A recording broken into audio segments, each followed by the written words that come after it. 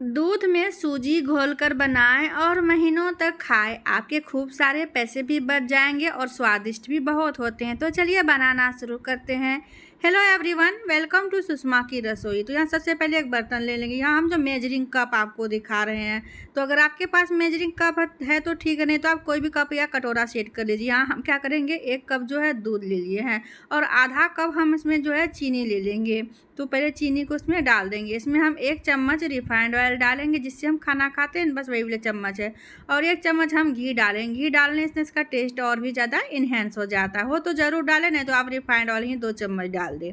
तो इसको एकदम अच्छे से थोड़ा सा मिक्स कर देंगे। अब डालेंगे सूजी, जो हम छोटा वाला कप दिखाए थे आधा कप, उसी से हम 1 कप जो है सूजी ले लेंगे। तो सूजी मोटी पतली जो भी हो आप ले सकते हैं। और उसी कप से जो है ना हम 1 कप आटा भी ले लेंगे।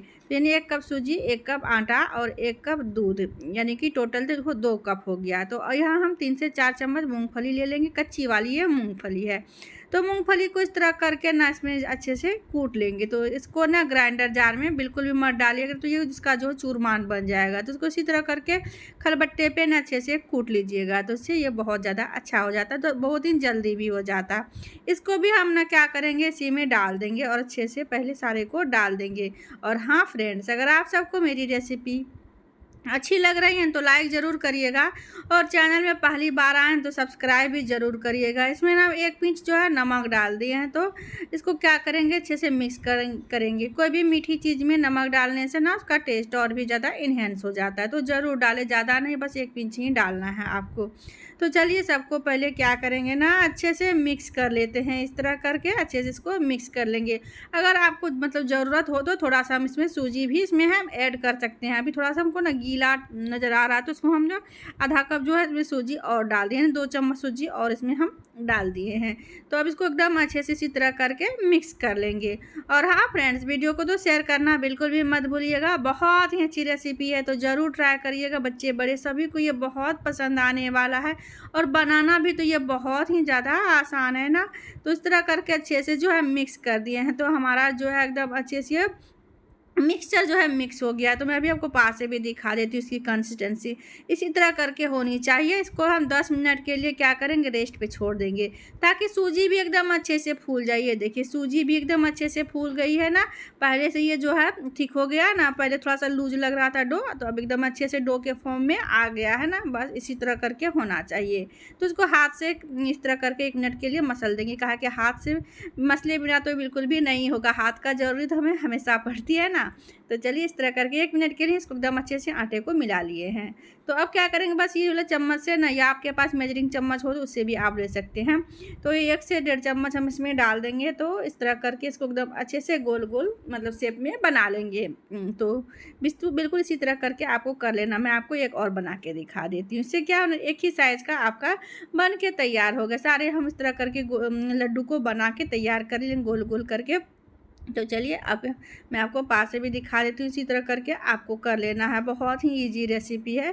तो यहाँ हम क्या, गिलास ले लीजिए या कटोरा लीजिए, तो उसमें थोड़ा सा तेल इसमें डाल दीजिए, ताकि क्या होगा, ये चिपकेगा बिल्कुल भी नहीं चिपकेगा। तो इसको इस तरह करके ना हम एक लड्डू को रखेंगे और इसको इस तरह करके हल्का सा ना प्रेस करेंगे। इससे क्या होगा, ये एकदम अच्छे से शेप ले लेगा और ये दिखने में भी इस तरह करके बहुत ज़्यादा अच्छा लगता है। तो इस तरह करके बनाना भी आसान है। तो देखिए मैं आपको पास से भी दिखा देती हूँ। इस तरह करके आपको हल्का सा इसको दबाना है और इस तरह करके आपका ये बन के तैयार हो जाएगा। तो कितना सुंदर लग रहा है ना दिखने में, एकदम गोल गोल इसका शेप आया है।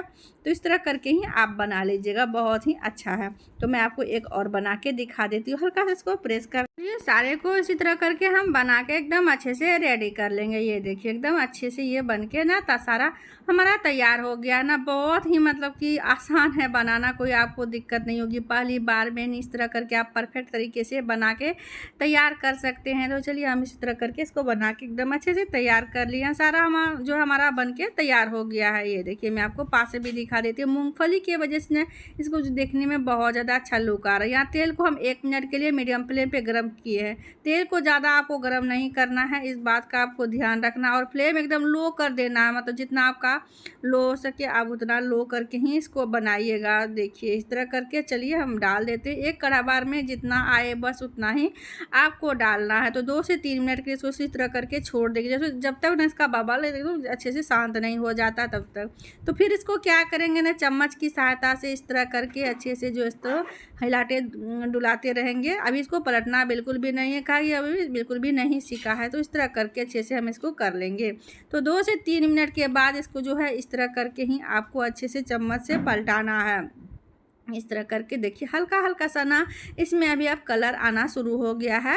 फ्लेम अगर आप लो करके बनाइएगा तो तभी एकदम अच्छे से ना क्रिस्पी बन के तैयार हो गया, बहुत ही ज़्यादा इसी तरह करके खस्ता आपका बनेगा। अगर फ्लेम अगर हाई हो जाएगा ना तो ये बाहर से तो ये पक जाएगा, बट अंदर से ना ये मतलब जो है बिल्कुल भी नहीं पकता, और एकदम क्रिस्पी भी ये नहीं होगा, और ये सॉफ्ट पड़ जाएगा। इस बात का आपको ध्यान रखना है। तो टोटल ना इसको मतलब जो है सीखने में 7 से 8 मिनट का एकदम अच्छे से टाइम लग जाता है। तो इस बात का आप ज़रूर ध्यान रखिएगा। एकदम मीडियम फ्लेम पे ही इसको पकाएंगे तो एकदम अच्छे से, देखिए कलर कितना प्यारा सा आ गया है ना, और ये बहुत अच्छे से पक के ना तैयार हो गया है बिना सोडा का। इसमें हम कुछ भी सोडा नहीं डाले हैं ना, तो ऐसे भी ये बहुत अच्छे से बन के ना तैयार हो जाता है, एकदम क्रिस्पी बन के तैयार हो जाता है। तो चलिए इसको हम निकाल लेते हैं, जो एकदम अच्छे से बन के ना तैयार हो गया। कितना ज़्यादा लुक इसका अच्छा आया है ना देखने में, और खाने में भी बहुत टेस्टी है। तो बचा हुआ भी हम इसी तरह करके फ्राई कर लेंगे सारे को। देखिए इतना सेम ही ना कितना सारा बन के ना तैयार हो गया। ये हमारी ये कुकीज़ बहुत ही ज़्यादा जो टेस्टी होती है, बच्चे बड़े सभी को इतना पसंद आएंगे ना, दोबारा आपसे बनाने की ये जिद करेंगे। तो चलिए मैं आपको इसको तोड़ के भी दिखा देती हूँ ना कि अंदर से भी ये कितना ज़्यादा खस्ता बन के तैयार हो गया है। बहुत मतलब मुँह में घुल जाने वाली ये रेसिपी है। तो फ्रेंड्स वीडियो अच्छा लगे तो लाइक करिएगा, चैनल में पहली बार हो सब्सक्राइब